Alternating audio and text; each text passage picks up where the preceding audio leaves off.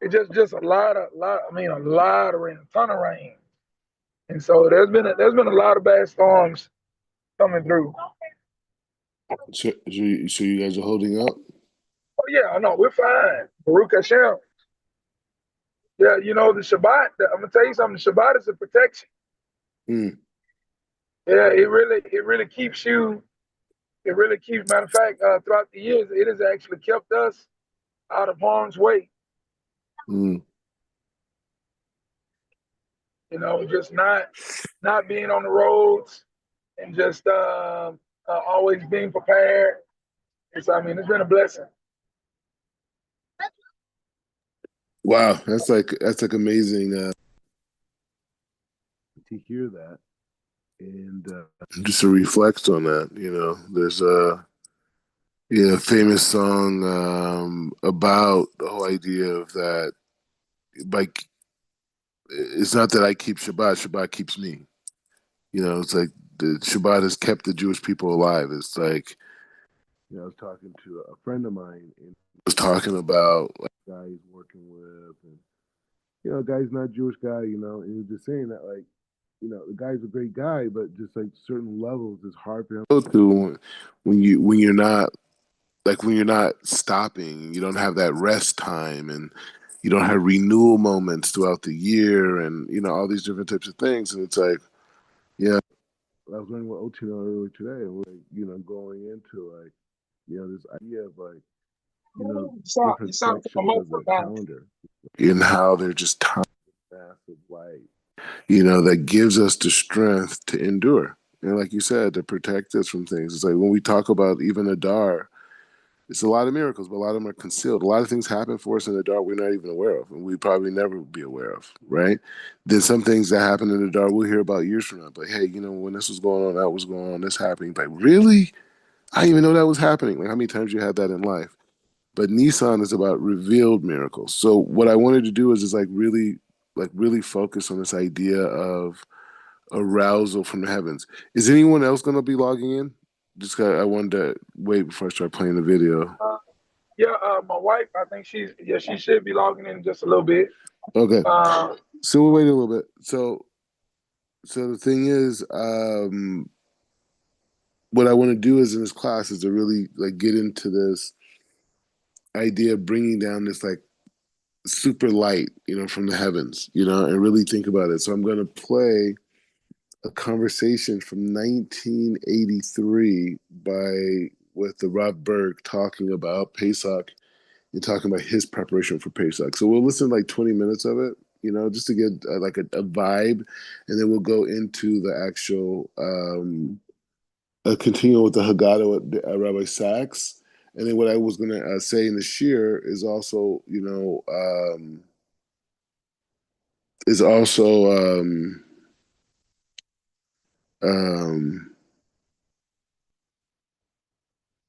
is any questions you have specifically halakha questions, because there's so much to cover and we'll have a few days. So if you could write out any of the questions and just send it to me via WhatsApp app, then I could respond and those types of things.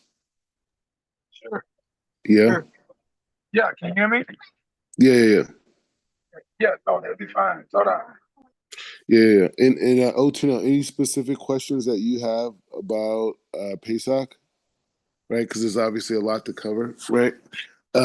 Just send it to me directly, and then I'll just respond, and even show you probably like where the sources I'm getting it from and that type of thing. You know what I mean? Okay. Okay. All right. So we could go, yeah. Or should we wait a little bit? Huh? No, that's fine. Okay, cool. All right, so this idea now we're like in this Pesach prep zone. We're like getting ready. We're focused. It's like, we are talking about it earlier today, and it was just like, hey, you know what? The light is coming down now. You know what I'm saying? Now the apex of a certain generation of that light is on the 15th, 14th, 15th. Yeah, but the reality is the light is coming down now. And we have to know that we have to be connecting to it. And so, like every moment of the day that we have free time to do any type of a mitzvah, whether it's learning a little bit, reviewing, listening to an old class, listening to an old conversation, whatever it is like it's just having that in mind and to be able to like really start to envision this like future reality, right? Because like after we come out of Pesach, we're not going to be the same people. And then when we go through the Omer, we're not going to be the same people. Every week we're going to be different people. Every week is a different level, elevation, starting at Hesed, all the way to boom, 6 of Sivan, Matan Torah, right? And Matan Torah is really a time where we really connect to that inner aspect of ourselves, that inner uniqueness, right? And that inner uniqueness, we were saying the Torah, but what does the Torah do? The Torah brings out our uniqueness within the collective, right? And so that aspect of receiving the Torah is really the aspect of the elevation, the pure elevation of the uniqueness of the individual, right? To the point that the Midrashim says the neshamas of the people still of Mount Sinai blew out of their thing, but it's happened. But it's happening now, right? The elevation is happening now. And so we have to be like in that mindset. We have to be prepared. We have to be preparing ourselves to go in this like total elevation. And so what I want to do is that, the thing is, I feel like the fact that like we're learning together and like, you guys are like my students, you guys are my students, right? So the thing is just saying that like, I feel like it's so important for me to like share my path, not in just speech, but also in things. So what I want to do is I want to play another clip from the Rav Berg, right? And again, I understand there's controversy around this or whatever. I'm not. We're doing our own thing. You know what I'm saying? Like we're learning, but I'm giving you the tools that help me get to where I'm at. You know what I'm saying? Like I can't just come and show you another path. I just could show you the path that I went on and the things that I learned, and then you're able to utilize those tools to go on your path, right?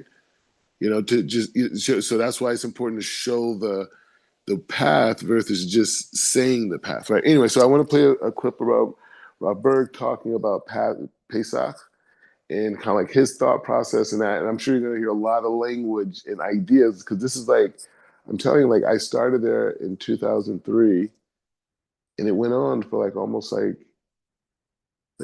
7 years after that. And then 7 years and then I went on and do the other thing. Okay, so I'm going to start with that, and then after that, if we got patience and we have strength, because I want to play like at least 20 minutes of it. It's an hour. Okay, we're not going to sit there for an hour and listen to it. I might as well just send you the video, right? But we're going to listen to it like maybe like 15, like 20 minutes. Well, I'll stop at 20 no matter where, you know what I mean, type of thing. And then from there, then we'll go into Rabbi Sachs. And I want to continue on this process of the Haggadah, of the Seder night. And so we're up to the part of Magid, right? So Magid's a little bit extensive because he goes to the text, but we'll do a little bit of a review before we go into that. And we're going to, do that. But I think every day this week, we just have to go as hard, boom, boom, boom, as much as we can, and even the day of, type of, I mean, I'm saying like era of Pesach, we should be learning. So which is just very important. And it's important to, even if we can, depending if you guys are up to it, even to maybe even do 2-a-days as a group. You know what I mean? Like this morning and afternoon, if you want. It's not me and Otino, we go like this. You know what I'm saying? And so the thing is like it's just up to you guys. You let me know how you guys want to do it, but we want to get as much learning in, over the next, 120, hours or so, you know what I mean, type of thing. All right, so here's this great video. Wait, hold on. Let me figure this out. All right, hold on. All right, hold on. Let me figure this out. Hmm. Yeah, so that I'm really about like, okay, hey, this is how I got here, you know what I mean? And I get it. Stuff's controversial, people controversial. Uh, okay, hold on. All right,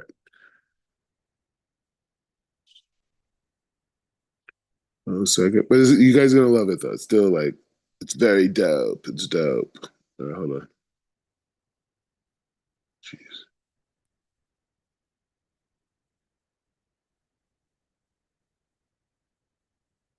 Okay.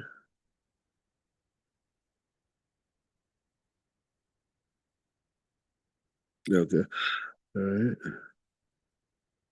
I just wanted to like fix the screen and all that type of like stuff.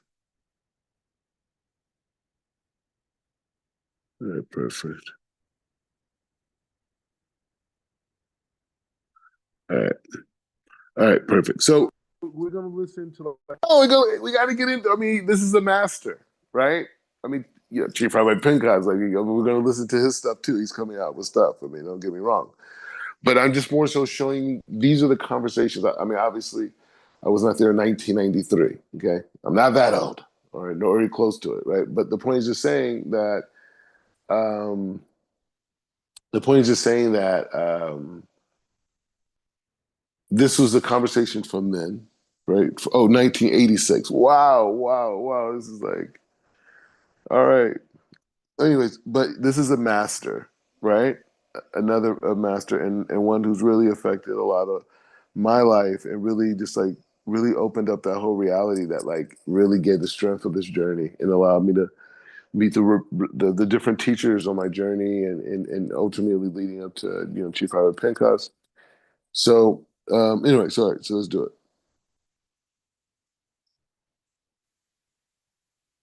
Doesn't exactly isn't exactly written that way into the Kabbalah connection. Because you must understand that when if the book was printed in 1983, I started writing it, let's say, in 1974, right? So, I finished chapters 2, 3, 5, and 7, and then 8, 9, and 10 is different, okay? Because there should be a change if there's no changes, there were no opportunities. You didn't change no cassettes. Your frame of consciousness, if it's the same, it means you haven't moved anywhere. Okay. Again, what I think is the first limud, first study of Kabbalah, is that the Torah is not a set of laws for religious purposes. Because there is no such thing as, quote, religion. The Torah is a cosmic code. Unfortunately, I say code, so therefore it's unfortunate because a code means it's already hidden. It's not observable. Not everybody who picks it up understands everything it says. Therefore, we needed the Kabbalah, we needed the Gemara to explain what's really going on. If the Torah was that simple, why did you need a voluminous work of the Talmud? And why did you need a voluminous work of, let's say, the Ari's writings or the Zohar's writings? Be no necessity. Obviously, the Torah is quite confusing. So therefore, to use the word cosmic code would be the best description of the Torah. And once you establish that as a cosmic code, then we already are accepting the fact that we do not understand, just by observing what is written in the Torah, that we understand what's in the Torah. The reason for Pesach, just to give you an overview, is not that we are going to conform to a religious doctrine, or we're going to conform to a religious belief. That's the first thing we have to put aside. Then what is the purpose? The cosmic code. It provides us with insights into things that exist beyond the realm of the five senses. It provides us with a decodification of the 99 and 9/10% of existence, without which we could never understand, because the five senses takes us only so far into the understanding of the material realm, and even there it gets a little confusing, but certainly not beyond the five senses or the material realization. So now we want to go further than that. So Baruch Hashem, we have a Torah, and the Torah provides us with that information.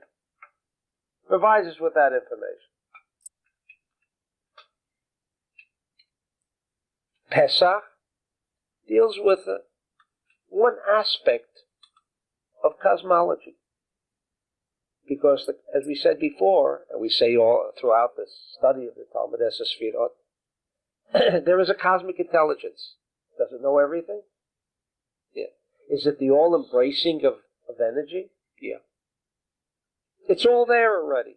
I want to see tomorrow. I want to attach to tomorrow. Who doesn't want it? If you're playing the stock market, can you imagine?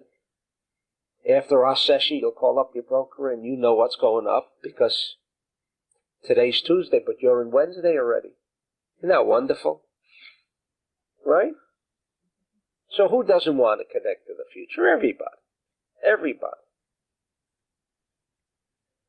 But we want to connect beyond the material goal of hitting a good stock, because hitting a good stock is no guarantee that you've now achieved bliss, because we can't say everybody who's making billions in the stock market has what they need, right? That's obvious.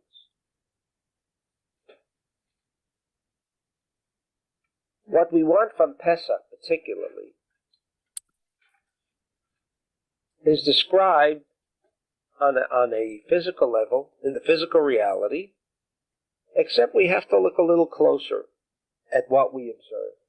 We may not have had a conscious thought about it before, but along comes Kabbalah, along comes the Ari more specifically, and tells you exactly what we should and how we should be looking at things.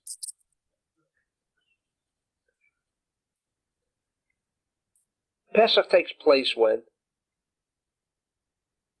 In the month of Nisan. Pesach also takes place when the cosmic rule of planet Mars is influencing our universe. It also takes place when Aries is the dominant Mazal, the dominant sign of the zodiac. Now,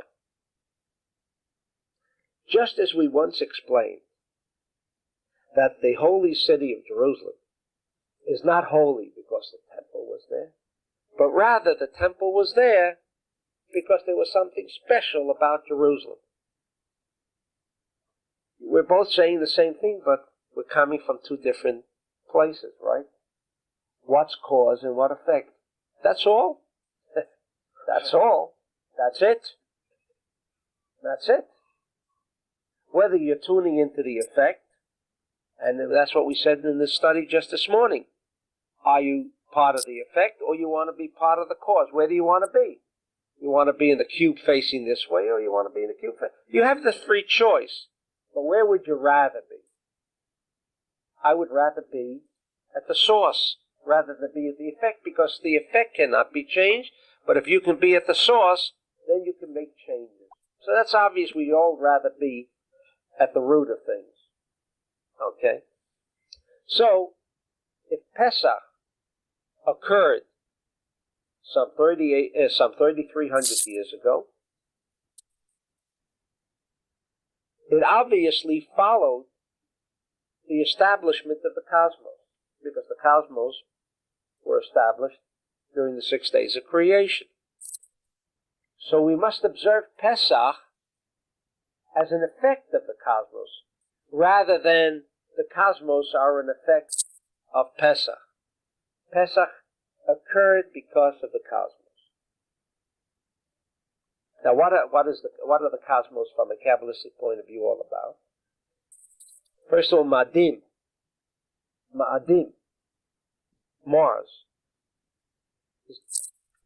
consists of the word blood. Dam, says the Hari and the Zohar. In Bereshit, he discusses Madim. Blood. I mean blood.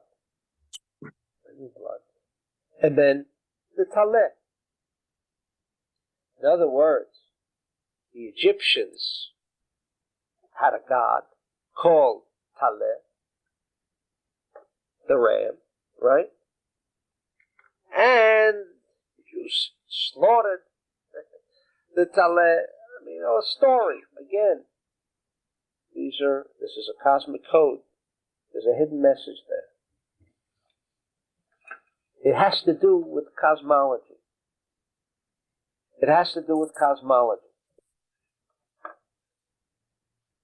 Another thing, we notice, and this is very important,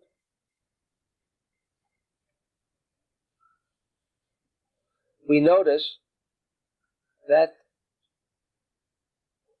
there was a necessity of a conjunction of Mars and Taleh. It doesn't always have to be. What do I mean it doesn't always have to be? There are three calendar systems. Let's take the Muslim one and the Hebrew one. This is going to all come out within the next 2 months, Baruch Hashem, in the star connection. The Muslim calendar is a pure lunar system. It's based on the Yareh, on the moon. What does it mean? That every holiday that they have, let's say in a particular month, like we have a holiday, let's say Pesach, the first Pesach, occurred during Aries, Taleh, and Madim. Now, since there are 365 days to the solar rotation, and there are only 360 days maximum, because there are less than 30 days to a lunar month, that means that the lunar year ends before the solar year. Is that correct? At least by 5 days. Now, over a period of 100 years, you're talking about 500 days. That means Pesach will not always fall, if we're going according to the Muslim lunar calendar, that means each time the solar year ends, when is March 21st, will always be later, and this will seem to wander through the years, through the seasons. Pesach would never have come out always during spring, because we would be losing 5 days each year. So that means Pesach would be in the summertime, then it would come out in the fall, in the wintertime, and so forth and so on. Along comes the Torah, the cosmic code. This is the significance. If you don't know Kabbalah, you don't know the significance. And I don't want to tell you why we have to know the significance. Can you guys hear it? Does anybody know the answer? Yeah. Why do we have to know all this? Yes. It's the only way you're going to connect. Without it, Yes, you don't make the connection. Without it, you don't make the connection. Maybe we don't want to connect. Maybe it's just a mitzvah. That's also okay. But if we don't believe that the Torah just meant it for the sake of a mitzvah, and that's all that it means, just for religiosity, it's also okay. But we don't believe that was the reason, okay? The Torah says it has to be b'chodesh Aviv. Must be in the spring. Pesach must be in the spring. And there we learn the secret of solar-lunar connection. And that's how our calendar began. We add an extra month to Adar, because by adding Adar 7 times, the Adar Bet, the second Adar, 7 times within a frame of 19 years, Pesach will never be more than 30 days away from March 21st, and never more than 30 days before March 21st. It will always come out within the framework of March 21st, which is the solar beginning of spring. Incredible. That's what they wanted. Who wanted that? The Torah. Got to be b'chodesh Aviv. Why did it want chodesh Aviv? It wanted the spring month. Why the spring month? Because that was the reason for the first mitzvah when the Jews were ready for the last plague, right? Makot bechorot, the slaying of the firstborn, so significant for Pesach. What was necessary? Go out and sanctify the moon. I mean, here they're busy going out of this terrible bondage, and along comes the Torah. Hashem says, look, got a little mitzvah for you before you go in. Sanctify the new moon. They had nothing more to tell us, to be busy with, except now go outside and sanctify the new moon. What was the reason? But there again lies, according to the Adi, the secret of what really was going on. The tale describes nothing. It's two cubes. Everybody can see whatever they want to see. And if there are 50 billion people that have observed that Torah, there are 50 different opinions. But the Torah doesn't let us move. It gives us, it's a code, a very stringent and rigid code. It has the rules are absolute. You can't get into two frames. You want to get into one frame, and everybody will get into that one frame. It puts down the conditions of how you can stay in one frame. There's a Chodesh Hazeh Lachem. Chodesh Hazeh Lachem. It's your month. Your month. Mine. What do you mean mine? Briefly stated that for the first time, a whole nation, not only Avraham, Yitzhak, Yaakov, Adam, and Noah, and all of these people who had the Toldet Adam, who had the secret book, on how to control the cosmos. What do you mean control the cosmos? What do you mean control the cosmos? Meaning, like Eitan said, I press forward, fast forward, right? Fast reverse. I mean, I'm in control, right? You're in control of the cassette. Up until that moment, the only people who could control the cassettes was Avram, Yitzhak, and Yaakov. People, simple people, no control. It was robotic, and you just went along with your cassette. And there wasn't really any material changes. We look through the Torah, you start with Adam Arishon. You have two events called the flood, another event, a dramatic event called the Migdal Babel, whatever that meant. And then we shift right into the story of Egypt and the bondage. I mean, look at all the ink that went in between, right? But nothing dramatic, nothing significant. The reason for that was because peoples as a whole had no opportunity to change things. So the first mitzvah, it wasn't a mitzvah, it was a mitzvah, but again, from the word sevet, it made connections. With the information that the Jew was supplied with, the information we're discussing now, that Taleh must have a solar conjunction. Taleh is Aries. Nisan is a month. Nisan is a month. In other words, where the sun is in a particular position, Taleh, Aries, and Ma'adim, the planet Mars, will always come in conjunction with Aviv, even if it meant we had to add extra months, not to keep it wandering through the solar system. That holiday would have to be here. Why do we need that holiday there? Why? And that's the way you're going to control everything. Because Madim, as we said, is blood. What do you mean blood? Blood is din. Blood is din. Negativity. That's why it's red. You've learned all that. Why were the Jews in Mitzrayim in the first place? Yeah, he explains all this for those of you who can read the Hebrew. Why were they there in the first place? Obviously, there was a negativity that had to be cleansed. That's what we're learning in the little disseminations. How do you cleanse? How do you purify the Ava that we learned today? Malchut is Ava. It's dense, thick.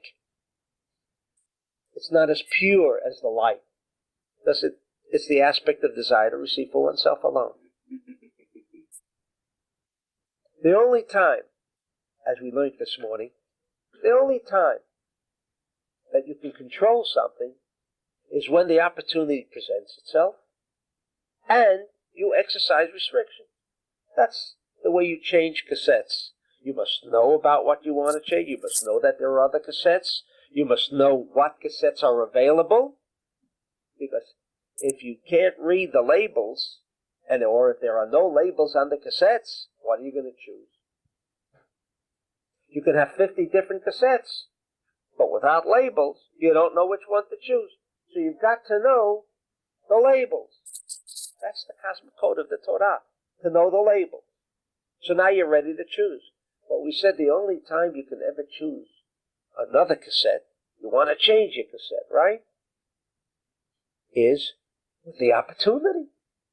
Now, when is the opportunity? When did the opportunity present itself of Malchut Ava? When it was the most negative of all seasons? When? Madim. When the planet Mars, which is the planet of war, that's what it's called, and it's true, planet of war. Planet of war. And before Makot Bechorot, I just want to inject that, it's called the first month.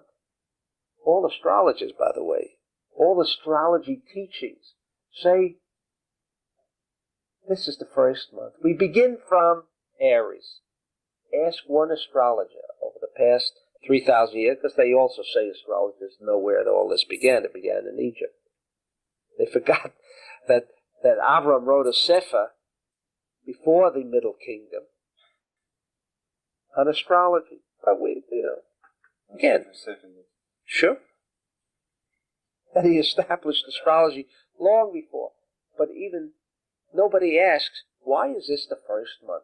Aries, in all astrology teachings, Aries is the first month. Why is it the first month? Say that life begins anew in spring. It bursts forward. Yeah, So, winter is like death, so in other words, the old effect buds come explains out. now the cause. Right. Not that maybe there is another reason that says, hey, why do we make a bracha, a blessing on the blossoming of, Mm-hmm. What came first? The cause came first. Is that the cause? Because there is blossoming of trees, everything bursts forward. Even when a guy's in jail, you say, let's spring him. Have you heard that expression? Let's spring him. No? Right? You take him out of jail. Spring him. Spring. You burst forth. You go out from bondage, so to speak. What came first? Is that why we call it spring? Because everything appears anew? Or is there a cause, a cosmic effect that says everything go out? Yes. The control of Madim. Only when you control Madim can you be sprung. Spring from someplace. That's right. And it doesn't spring. You see, the reason the springing comes forth is because there is an inbuilt structure. You see, everything but man. He's the only one who can't automatically be sprung from his prison. He can go through his life in prison. Not by bars. And not a bars make prisons, right? I hope everybody understands that. So the only way that you can be sprung or leave prison is first of all recognizing what's the first prison. What's the cause of prison? Madim had this power, was a channel for this negativity. What is war? What is war? One wants what the other one has. Simply stated. A democracy usually doesn't begin. It's always the one with the more desire to receive that begins a war.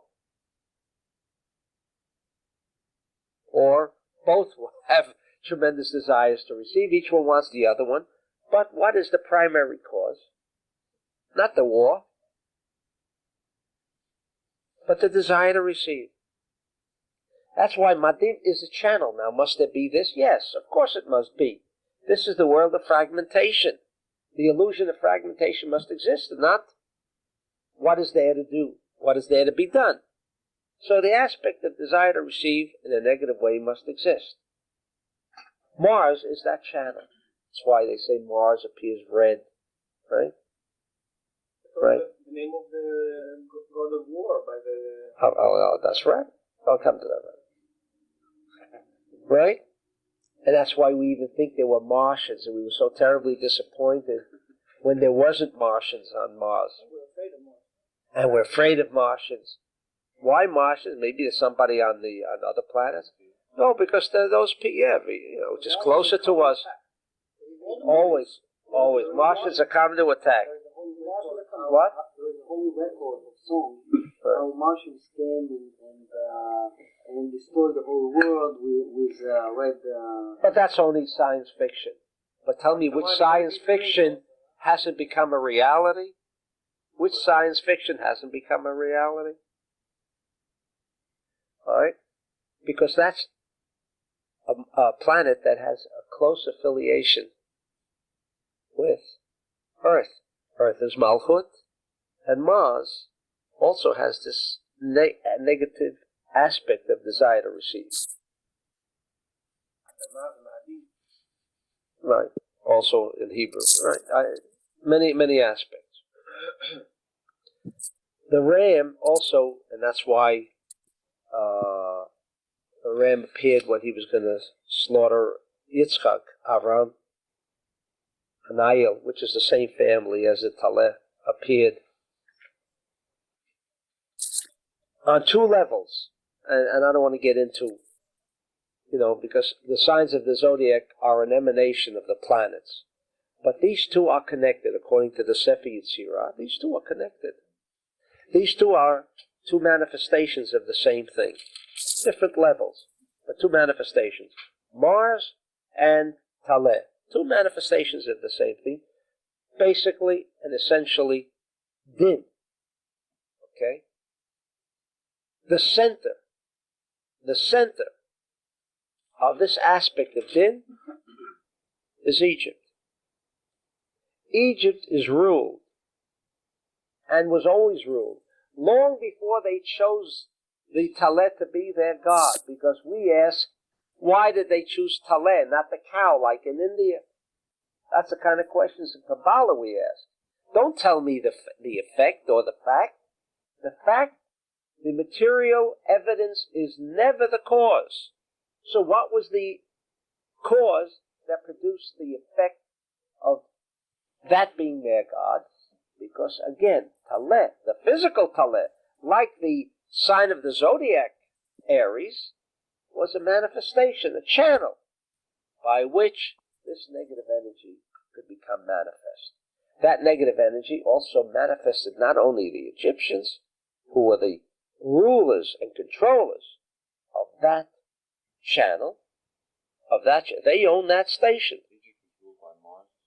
Sure. They thought they ruled Mars, but on the other side, they said this ram was the god. So they also recognized the existence of a metaphysical force, right? I mean, were they that stupid to think this is a god? Didn't do anything. What do you mean it was a god? It was a god. You're talking about people who could build the pyramids? Would we believe that kind of an animal is a god? I mean, but we're very sophisticated, intelligent, smart, brainy, but not the Egyptians. They could only build a sphinx, sphinx and pyramids and every mummification, which has never been duplicated. See, they weren't that smart. They understood that physical manifestations reveal Different things reveal different things. The Aries, the ram, revealed. And that's why it wasn't a god, but they were making use, they were tapping, and they knew how to tap that ram. That's why it was called Ra. Called Ra, the god of Egypt. It's called Ra. A funny name of it, right? Sure, because Ra and desire to receive for oneself alone are synonymous. Means the same thing. Huh? That's right. That's evil. But desire to receive for oneself alone. If you want to know the definition of evil and good, that's what it is. Desire to receive for oneself alone, or the desire to receive for the sake of sharing. That's good and evil. It's that absolute, by the way. But then everybody can then make it their own interpretation. Therefore, we have a Torah that teaches us the cosmic code. It teaches us how things, emanated, how they evolved. And if you know the root, you see, if you know the 3-column system, then you know the Chazir. What's wrong with the Chazir? This is no restriction, right? He only has split hoofs, but he doesn't have the aspect of an inbuilt infrastructure of restriction. And you know that. So, not because the Torah told you, but if you want to learn what makes circuitry, 3 columns, and take a look at this, he's the channel. You see, the Chazir, the pig, is the channel for a 2-column system. Okay, so let's just stop here for a minute. Let's go. Okay, hold on. All right. Okay, so we're gonna move on, but I want to any thoughts, reflections on the words of Rob Berg and blessed memory?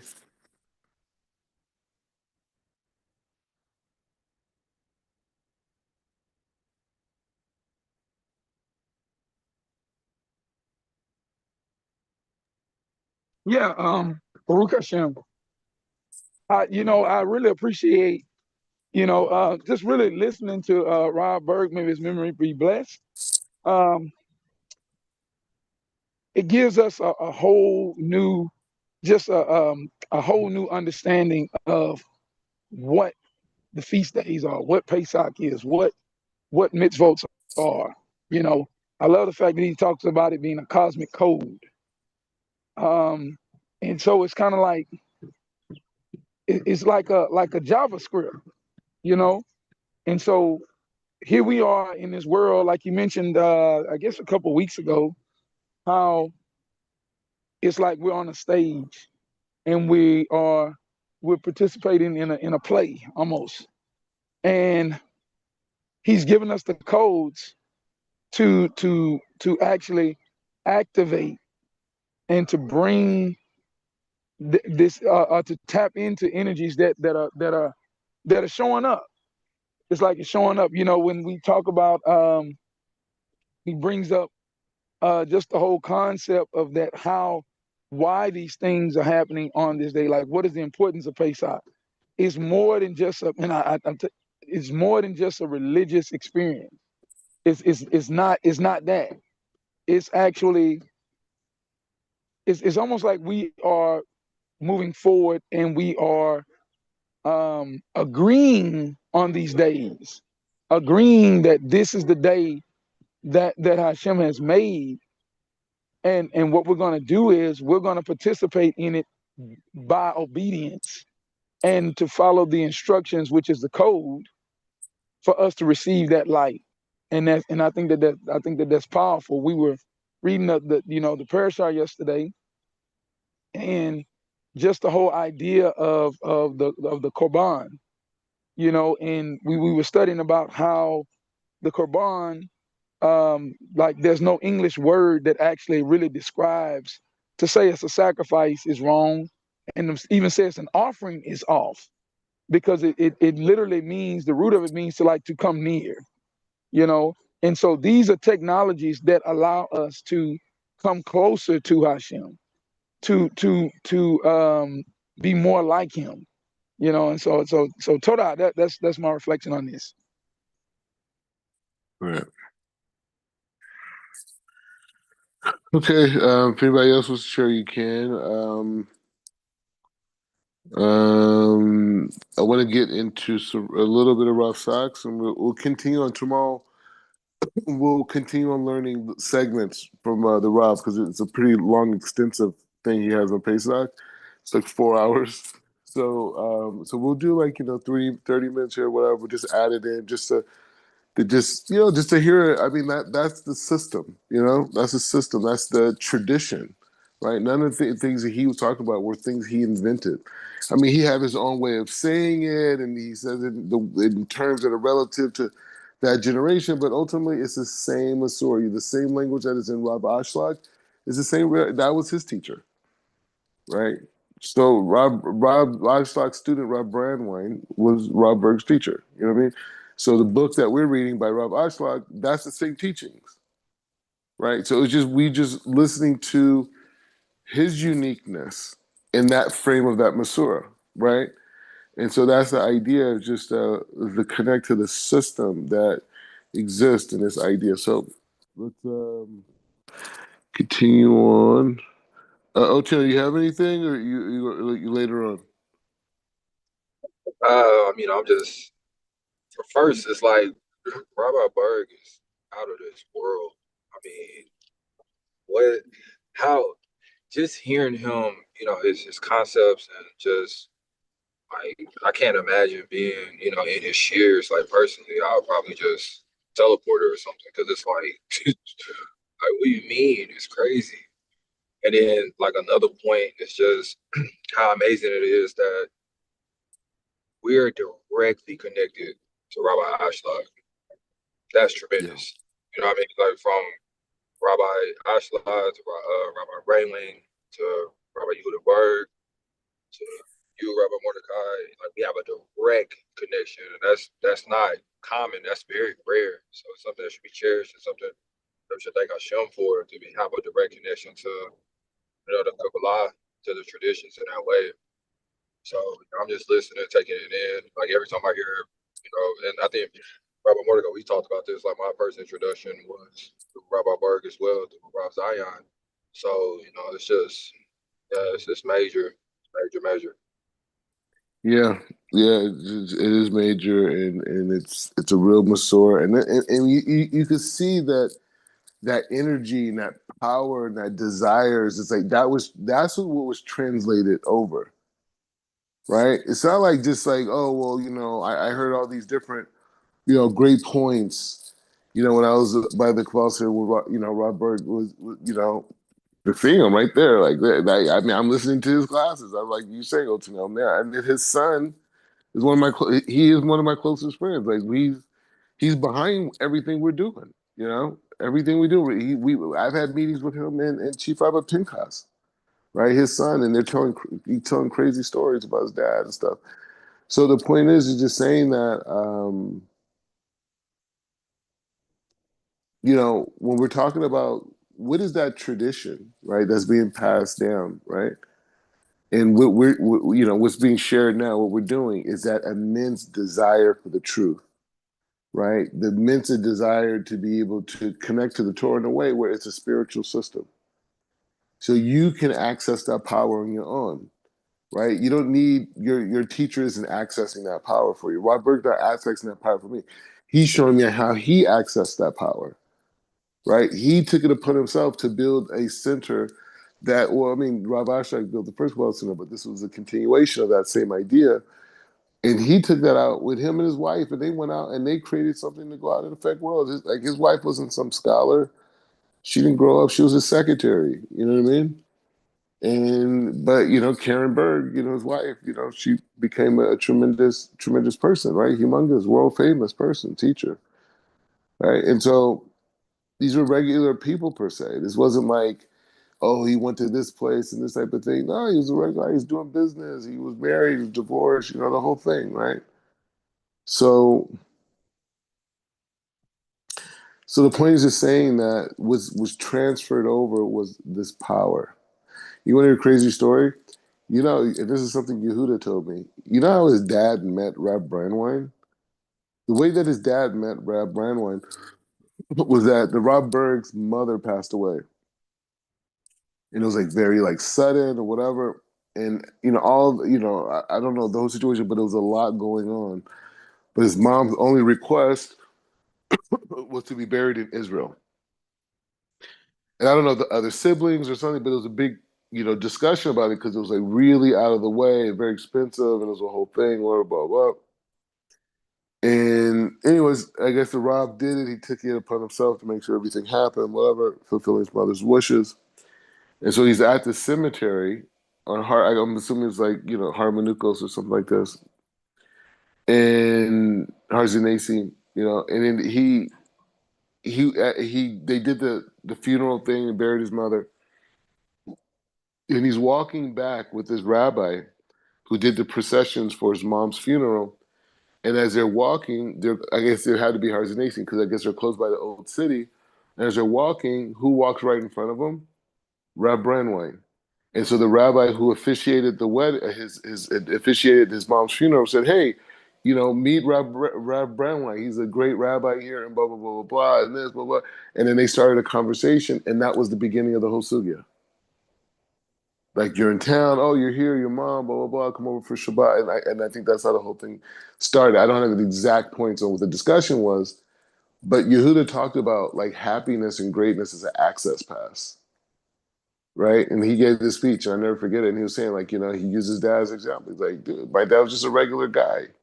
Yeah, he grew up. They're religious, and they're rabbis in his family. The chassid on this, the whole thing. But he kind of went on his own way. His dad said himself, he said, I was like an atheist before I met Ron Brandwein. I was done with religion. I was like, dude, what is this stuff? These stories, this, the halakha, blah blah blah. He said, I was done with it. He said, I was just wanted to, do business, make money. He was in the insurance business. And he was just living the life. And then all of a sudden he runs into Rabbi Brandwein, who's literally Rabbi Ashlock's student. Not like someone who read his books. Like, this is his best student was Rabbi Brandwein, right? And so he met Rabbi Brandwein, and that's the beginning of the whole sugya. Now we're talking about it now in 2025, right? That's how big that moment was in history. We're still talking about it right now. Anyways, but the point is just saying, so that aspect of the internal power to go out and find one's destiny and to use these tools to be able to find one's destiny, to push one's destiny, right? That's the Masorah, right? It's not just like, oh, I know all the Kabbalah, I know all the Zohar. If that was the case, I wouldn't be here, right? Because I didn't know what do you think, I know all the Zohar? I don't know all the Zohar, everything at the right time. You know what I mean? But it's that desire and that strength and seeing it as a tool at the level that you're at now, right? Because I was learning about this 2003. That's when I first went to the Kabbalah Center. That's when I first went to Israel. I came to Israel in 2003. You know what I'm saying? That's when it started for me. And I met a random girl that I was like wanted to talk to, and she was going to Kabbalah Center, and then she took me. I told you the story, and then I ended up going, and presto, 2025, right? And so all of us, all you guys are on your journey. But the key thing is the tradition to pass on is that the tools that we need to navigate this reality and even influence this reality are inside of the Torah. They're inside of the mitzvot, and they're inside of the learning. They're inside of the halacha. They're inside of Shabbos. They're inside of the holidays, Yom Tovim, all the things that we need to be successful. God has given them all to us, and so that's the main thing to go on. So I want to get some. So I think we left off at Maggid. Maggid's very long, so we got to figure out how we want to deal with this. Hold on. Yeah, it's like a lot. Okay, 4 questions. So, hold on, I just want to. Whoa.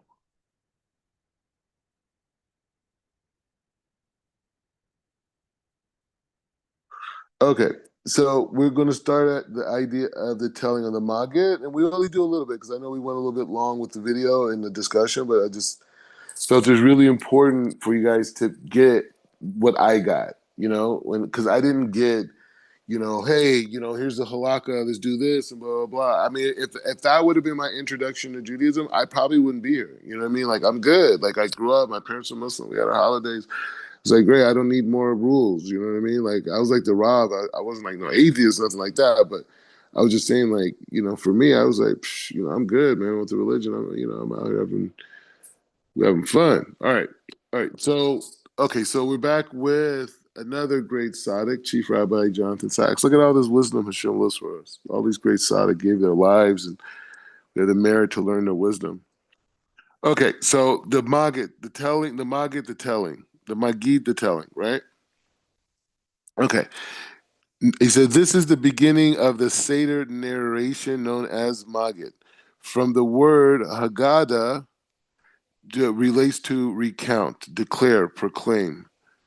He says the story of the Exodus is known as the Haggadah because of the verse, you shall your child on that day, and I do this because what the Lord did for me when I went out of Egypt. However, the word Haggadah derives from a verb that also means to bind, to bind, join, connect. The story of the Exodus is more than a recounting of things that happened a long time ago. It binds the present to the past and future. It connects one generation to the next, and it joins us to our. It joins us to. It joins us to the. It joins us to our children. In the Jewish community, means that a successful generation commits itself to continue a story of our past lives, of our past lives on in our past lives on in us. It's kind of a weird line. Okay, so I do want to say something because a big aspect is this idea of recounting the story and the kids and the whole thing. And so the thing is, there's a big emphasis on the kids and the kids reading the story and talking about it and these different things. Now, let's think about that. Why is that important? A person could say, okay, I've been reading about like children education, them knowing, them passing it on, and this and the whole dynamic. And we've been good parents. You're teaching. It's like a history lesson. It's a spiritual event where the kids are really involved. We don't want the kids to fall asleep. It's all night, right? It's all night. You don't want the kids. You got to stay. You got the whole thing. What we're saying is that this idea of the kids participating and them sharing and them giving over and them reading the stories and these things is to bring us back to a place of imagination, right? Many of us have forgotten what imagination is, right? The fact of dreaming, the fact of not being delusional or grandiose or any of these words that they tell us to suppress our uniqueness, our individuality. Oh, that's grandiose. You can't do that. Stop. There's something wrong with you. Get you some medicine. Why are you thinking so big? Stop that. You're offending me, right? And so that aspect, so the children are bringing that energy to the world. The children are speaking over the manga table. They're arousing that childlike imagination that says like, hey, I can change this. I could do this. I could do these different things. And you don't have those voices, right? So this is the time of connecting back to innocent imagination, right? Where we could look and we could be grandiose and it's okay. I'm going to go to the moon. Okay, it's okay. No, you can never do that. What do you mean space tourism? Okay. All right, so let's do this. He said, this is the bread of oppression, right? This is the Magid. He said, this is a strange invitation. This is the bread of oppression of our fathers ate in the land of Egypt. Let all who are hungry come in and eat. And what hospitality is, it's to offer the hunger, the taste of suffering. All right, so let me just try to figure out what's being said. He said, this is the bread of oppression. This is the beginning, right? He says, this is the beginning. He said, let all those who eat or eat. This is the beginning of Haggadah. And he says, what hospitality is it to offer the hungry a taste of suffering? In fact, through this, it is profound insight into the nature of slavery and freedom. as noted, the matzah represents two things. It is the food of the slaves, and it also is the bread eaten by the Israelites as they left Egypt, and they left Egypt in liberty. What transforms the bread of oppression into the bread of freedom is the willingness to share it with others. He says he says Primo Levi survived Auschwitz. In his book, it is this. He says if this is a man, he describes the experience there. According to Levi, the worst time of all was when the Nazis left in January 1945. Fearing the Russians advancing, all prisoners who could walk were taken on to brutal death marches. The only people left in the camps were those who were too ill to move. For 10 days, they were left alone with all scraps of food and fuel. Levy described how he worked to light a fire and bring some warmth to his fellow prisoners, many of them dying. He writes, he writes the windows. He said the broken window was repaired, and the stove began to spread its heat. Something seemed to relate in everyone in that moment. Torskowitz, I guess a Franco Pole of 23 pounds. I don't know. The purpose was to others, to each of them. So okay, so he's just going through this. He's recounting this incident, right? It's a really dire situation. They're in the Holocaust. And he says like this. He says, propose to others that each of them offer a slice of bread to us three who have been given work. And so it is agreed only a day before a similar event would have been inconceivable. The law of larger, the concentration camp said, eat your own bread, and if you can, that of your neighbor, and left no room for gratitude. He said it really is meant that the law of larger was dead. It was the first human gesture that occurred among us. I believe that the moment can be dated as the beginning of the change by which we who had not died slowly changed from prisoner to men again. He says sharing food is the first act through which slaves become free beings. One who fears tomorrow does not offer his bread to others, but one who is willing to divide his food with a stranger has already shown himself capable of fellowship and faith, the two things of which hope is born. He said that is why we begin the Seder by inviting others to join us. The bread is no longer the bread of the oppressed, reaching out to others and giving help to the needy. He says, reaching out to others and giving help to the needy and compassion to those who are alone. We bring freedom into the world and with the freedom, God. All right, let's stop here. I don't like to go like too, do these long things. We got to stay focused, take in those messages, and internalize it. Any reflections on this?